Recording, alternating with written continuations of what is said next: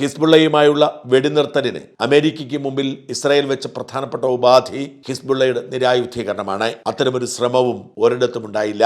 Hezbollah നിശബ്ദമായി നഷ്ടപ്പെട്ടുപോയ അവരുടെ ശേഷി തിരിച്ചുപിടിക്കാൻ ആയുധ ശേഖരണം നടത്തിക്കൊണ്ടിരുന്നു. ആ സാഹചര്യത്തിൽ വെടിനിർത്തലിന് യാതൊരു പ്രസക്തിയുമില്ല എന്ന് തിരിച്ചറിഞ്ഞാണ് ഇന്നലെ രാത്രിയിൽ ഇസ്രായേൽ സേന അതിവിദഗ്ധമായി തെക്കൻ ബെയ്റൂട്ടിലെ ഹിസ്ബുള്ളയുടെ ശക്തി കേന്ദ്രമായ ദാഖ്യായുയിലെ 9 നില ഫ്ളാറ്റിന്റെ 3-4 നിലകൾക്ക് നേരെ ആക്രമണം നടത്തിയത്. ഇസ്രായേലിന് ലഭിച്ച ഇന്റലിജൻസ് വിവരമനുസരിച്ച് ഹിസ്ബുള്ളയുടെ സൈനിക തലവൻ, അദ്ദേഹമാണ് ഹിസ്ബുള്ള മേധാവിക്ക് ശേഷം രണ്ടാമൻ, ആ രണ്ടാം പദവിയിലിരിക്കുന്ന വ്യക്തി ഹൈത്തം അലി തബാറ്റബായി അവിടെയുണ്ട് എന്ന് മനസ്സിലാക്കിയാണ് കൃത്യമായി ആ ഫ്ളാറ്റിന്റെ 3-4 നിലകൾക്ക് നേരെ ആക്രമണം ഉണ്ടാവുന്നു. ഹിസ്ബുള്ളയുടെ സൈനിക വിഭാഗത്തിന്റെ ചീഫ് ഓഫ് സ്റ്റാഫായ, അതായത് സൈനിക മേധാവിയായ ഹൈത്തം അലിയെ തൽക്ഷണം വധിക്കുകയാണ്. അലിക്കൊപ്പം ഉണ്ടായിരുന്ന മറ്റ് 4 പേർ കൂടി കൊല്ലപ്പെട്ടിട്ടുണ്ട്. അവരെല്ലാം ഹിസ്ബുള്ളയുടെ നേതാക്കൾ തന്നെയാണെന്ന് ഇസ്രായേൽ പറയുന്നു. Ibrahim Ali Hussein, Rifaat Ahmad Hussein, Mustafa Asadi Barof, Qasim Hussein Barjaw, ഈ 4 പേരാണ് ചീഫ് ഓഫ് സ്റ്റാഫ് ഹൈത്തം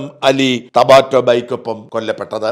ഈ 4 പേരുടെയും മരണം ഹിസ്ബുള്ള സ്ഥിരീകരിച്ചിട്ടുണ്ട്. ഇസ്രായേൽ പ്രധാനമന്ത്രി ബെന്യാമിൻ നെതന്യാഹു ജനങ്ങളെ അഭിസംബോധന ചെയ്തുകൊണ്ട് പറഞ്ഞത് താൻ ഉത്തരവിട്ടതനുസരിച്ചാണ് സേന അത് ചെയ്തതെന്നാണ്. ഇസ്രായേലിന്റെ ശത്രുക്കളെ ലോകത്തൊരിടത്തും വാഴാൻ അനുവദിക്കില്ല.